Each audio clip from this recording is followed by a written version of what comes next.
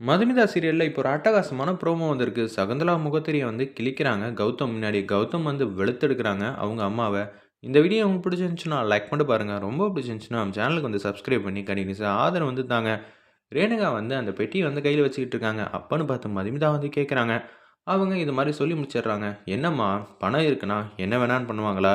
இத நம்ம என்னன்னு சொல்லி கேட்க முடியும். அவங்க மாப்பிள்ளை வீட்டுக்காரங்க. இன்னொன்னு பொண்ணு வீட்டுக்காரங்க.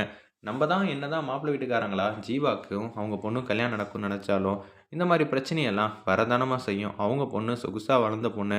அதனால தான் இது மாரிலாம் வீடெல்லாம் வாங்கி குடுத்துருக்காங்க. அதுக்குன்னு இப்படியா செய்வாங்க? நான் மாப்பிள்ளை கிட்ட பேசுனேன். ஏய் இதனால உங்க 2 பேருக்கும் பிரச்சனை வந்துற போதுன்னு ரேணுகா வந்து சொல்றாங்க. ஒரு பக்கம் கௌதம் முன்னாடி வந்து நிக்கிறாங்க. உங்ககிட்ட கொஞ்சம் தனியா பேசணும்னோனே, என்னங்க எதுவும் பிரச்சனையா? பிரச்சனையா இல்லையான்னு நான் சொன்னதுக்கப்புறம், நீங்களே முடிவுக்கு வாங்களேன். நான் கொஞ்சம் அவசரப்பட்டு கூட சொல்லலான்னு கூட நீங்க நெனைக்கலாம். நான் சொல்ற விஷயத்த வந்து கோவப்படாம கேளுங்க. நீங்க எது சொன்னாலும் கரெக்ட்டா தான் இருக்கும். அப்படின்னு நம்ம கௌதம் வந்து சொல்லிட்டு தனியா வந்து வராங்க. நீங்க இது மாரி வார்த்தைய பயன்படுத்தினதுக்கு ரொம்பவே நன்றி. இல்லங்க அது என்னோட கடமைன்னு கௌதம் வந்து பேச்ச ஆரம்பிக்கிறாங்க. எங்க வீடு சின்னது தான். உட்கார்றதுக்கு கூட 10 பேர் வந்துட்டாங்கன்னா, இடம் இருக்காது. வாஸ்தவமான விஷயம். அப்படின்னு சொல்லும்போது, கௌதமுக்கு ஒண்ணுமே புரியல. எதுக்காக இவங்க வீட பத்தி பேசணும்? ஒண்ணும் புரியலையேங்கிற மாரி யோசிச்சுட்டு இருக்கிறப்ப, என்னதான் பொண்ணுக்கு வந்து பெரிய பங்களா, வசதி வாய்ப்போட இருந்தா கூட, அவங்க பொறந்த வீட்லேருந்து புகுந்த வீட்ல வந்து வாழ்றது தான் அவங்களுக்கும் பெருமை, மாப்பிள்ளை வீட்டுக்காரங்களுக்கும் பெருமை, கௌரவம். இதெல்லாம் உண்மையா? இல்லையா? ஆமாங்க. நீங்க சொல்றது சுத்தமா வந்து புரியலங்க. சுத்தி வளைச்சு பேசாம டைரக்ட்டா வந்து சொல்லுங்க. நீங்க ரொம்பவே பிரில்லியன்ட்டா வந்து பேசுறீங்க. அத புரிஞ்சுக்கக்கூடிய சக்தி எனக்கெல்லாம் கிடையாதுன்னு கௌதம் வந்து ஓப்பனா பேசுறப்ப, இதுதாங்க அர்த்தம்னு சொல்லி அந்த பெட்டிய குடுத்துர்றாங்க. அந்த பெட்டிக்குள்ள சாவி இருக்கு. என்னது விஷயம் அப்படின்னு சொன்னோனே, சைலன்ட்டா வந்து எல்லாத்தையும் சொல்லி முடிச்சிடுறாங்க. "அம்மா இங்க வாம்மா" அப்படின்னு சொல்லி மாப்பிள வந்து ஜீவா வந்து உட்கார்ந்துட்டு இருக்காங்க. கீழ சபை மத்தியில வந்து வராங்க அந்த இடத்துல. இன்னமும் வந்து இந்த விஷயம் வந்து ராமகிருஷ்ணனுக்குலேருந்து யாருக்குமே வந்து தெரியாது. அப்படி எல்லாரும் வந்து நிக்கிறப்ப, "என்னம்மா எதுவும் பிரச்சனையா?" அப்படின்னு சொல்றாங்க. "அம்மா என்னம்மா நெனச்சிட்டு இருக்க?" அப்படின்னு சகுந்தலாவ மொதல்ல வந்து கத்தி பேசுறாங்க சபையில. "என்ன பேராண்டி இப்படியெல்லாம் நீ பேசவே மாட்டியேன்னு" சொல்லி அகிலேண்டேஸ்வரி பாட்டி வந்து கேட்கிறப்ப, மதுமிதா ஒரு விஷயம் சொன்னா, அது இங்க தப்பா தோணுதும்மா. அதனால தான் கேட்கலான்ட்டு இருக்கேன்.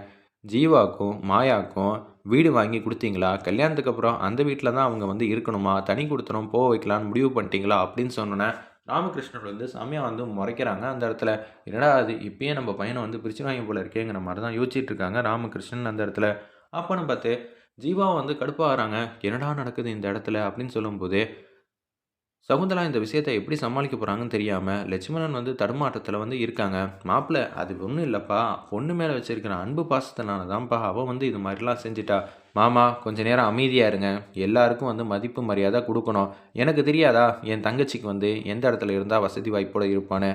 பொண்ணுக்கு பொறந்த வீட்ட விட புகுந்த வீடு தான் மதிப்பு, மரியாதை, கௌரவம் எல்லாத்தையும் வாங்கி தருங்கிற மாரி சொன்னோனே, ராமகிருஷ்ணனுக்கு வந்து சந்தோஷம் தாங்கல.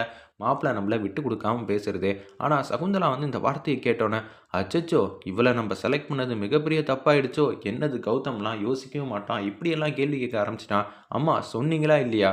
உன் தங்கச்சிய பத்தி உனக்கு தெரியாது ஒண்ணும் இல்ல. அவ எப்படி வாழ்ந்திருக்கான்னு உனக்கே தெரியும்.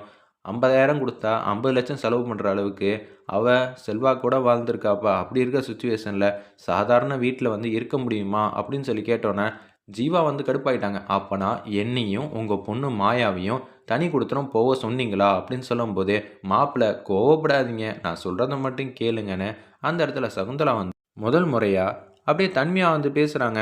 "நீங்க சொன்னீங்களா இல்லையா? உங்க வீடு வந்து சின்னது மாப்ள" அப்படின்னு சொன்னோனே, எங்க வீட்டுக்கு வந்து நிச்சயதார்த்தம் பண்றப்ப, எங்க வீடு சைஸ் உங்க கண்ணுக்கு தெரியலையோ? பெருசா, சின்னதான்னு.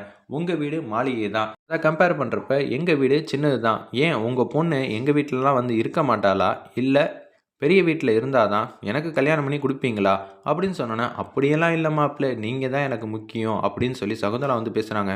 அப்பன்னா உங்களுக்கு இருக்கிற லொகேஷன் பிரச்சனை இல்லன்னா, நீங்க எதுக்கு எங்கள தனி குடித்தனத்துக்கு சொன்னீங்க? அது தப்பு தானே அப்படின்னு சொல்லி ஜீவா வந்து வெளுத்தெடுக்குறாங்க. சுத்தி வந்து எல்லாரும் வந்து கேள்வி மேல கேள்வியா கேட்டோனே வந்து சகுந்தலாவால எந்த பதிலும் சொல்ல முடியல.